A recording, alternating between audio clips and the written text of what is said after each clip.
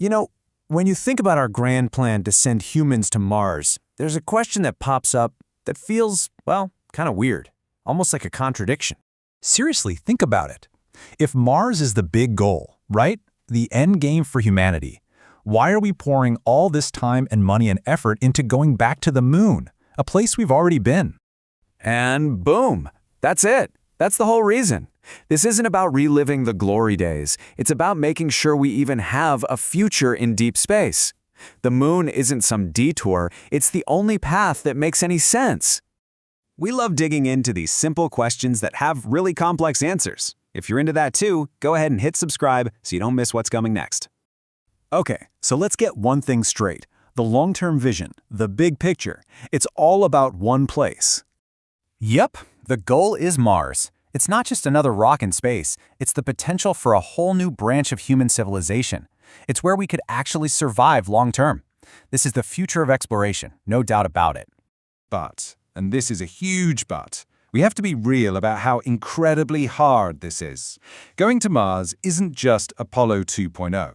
We are talking about literally one of the most difficult things humanity has ever even tried to do. And that right there brings us to the absolute heart of the problem. The terrifying reason we can't just, aim a rocket at Mars and hit go.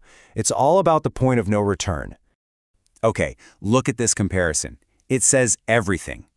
To get to the moon, it's about a 3-day trip.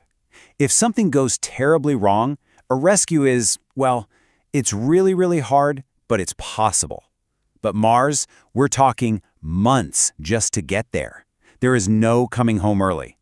Just let that sink in for a second. No rescue.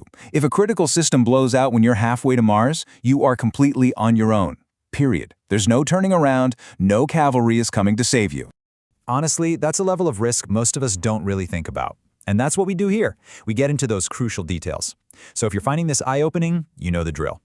So, okay, how do you even begin to prepare for a mission where rescue is impossible? Well, you find the perfect practice spot, a proving ground, where our biggest advantage isn't some fancy new technology. It's just being close to home. And the answer is just so simple, it's brilliant. The moon. It's right there, just 3 days away. I mean, compared to months and months to Mars, that's basically our backyard. And that closeness, that's our safety net. That's what makes the moon the perfect place to test everything. We can push our tech, push our astronauts to the absolute limit, because we have that one crucial advantage. If things go sideways, they can get back. So what exactly are they learning up there in our cosmic backyard? This time, it's not about planting flags. It is about learning the tough, brutal business of staying alive.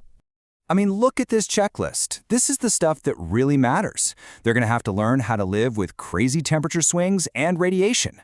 They have to actually build their own habitats, figure out how to manage every last drop of water, every puff of air.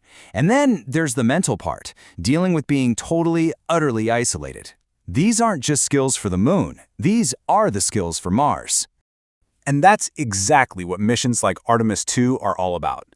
It's a total shift in thinking. It's not just about going to the moon. It's about learning how to stay there, testing all the gear, the life support, the rovers, the habitats that we'll need for those super long-duration missions. When you put it all together, it creates this really perfect metaphor for the whole strategy. It's like we're sending all of humanity back to school before we have to take the biggest final exam in history. Yeah, the moon. It's our classroom, but, a very high-stakes one. It's where we get to do all our homework, make our mistakes, the kind you can actually recover from, and really master the curriculum before the big test. And believe me, we need all the practice we can get, because that final exam, Mars, it's not going to grade on a curve. It is not forgiving. There are 0 second chances on the red planet. You either get it 100% right the first time, or you don't make it home. So that kind of brings us right back to where we started. You might be thinking, wait a minute, so the moon, it isn't even the real goal? And that's it, right there. It's the prep, the full-scale dress rehearsal. Without it, trying to go to Mars wouldn't just be risky, it would be an unacceptable gamble. So it all comes down to this one last thought that really wraps it all up.